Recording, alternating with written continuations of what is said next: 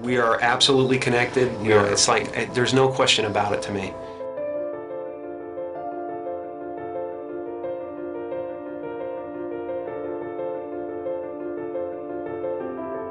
There's no separation. That's been physically proven by science.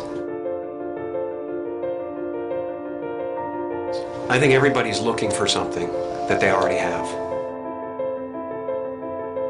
I think the reason that we don't notice it is because we are so distracted by the human levels of our experience. Because you might not actually be what you think you are. The fact that we're already enlightened, we're already complete, and it's just realizing that you're complete.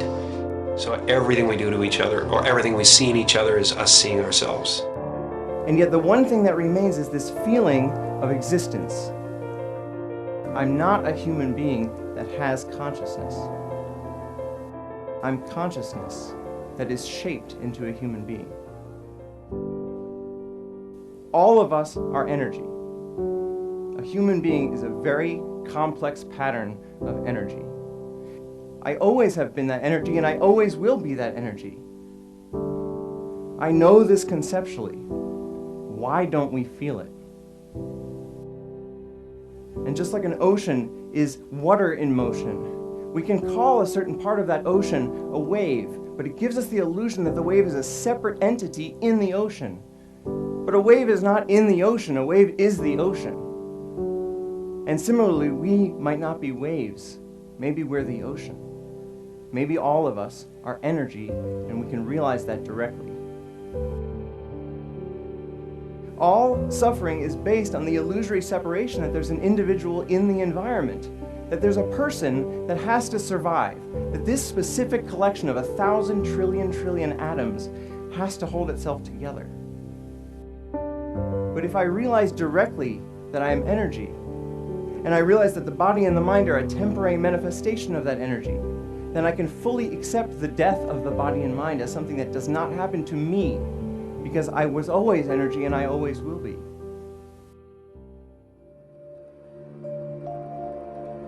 Ego tries to convince us we need to get something, this immortality, that we already possess.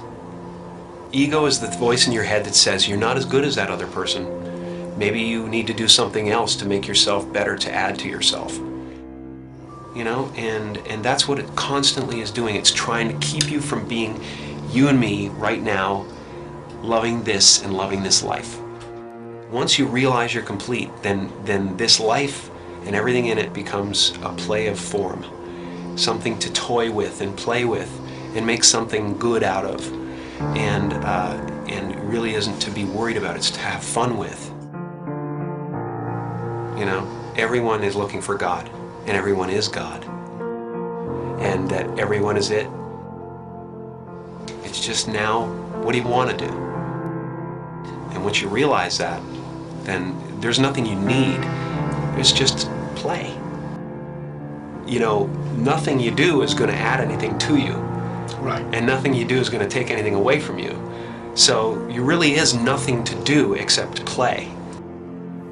And so the only moment that mattered to us was right now. I think this experience is so important and powerful that every religious tradition at its core has been trying to convince us of its importance. And if it's true, if the true end of all human psychological suffering is actually possible, it is the most important thing science could be studying. Maybe it's possible that within our lifetimes we could actually eradicate human suffering. And what would the world look like then if every single one of us felt complete, felt whole, and felt interconnected?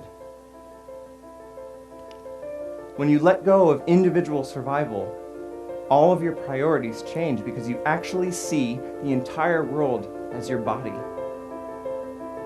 You see the suffering of others as your own suffering, and you want to help.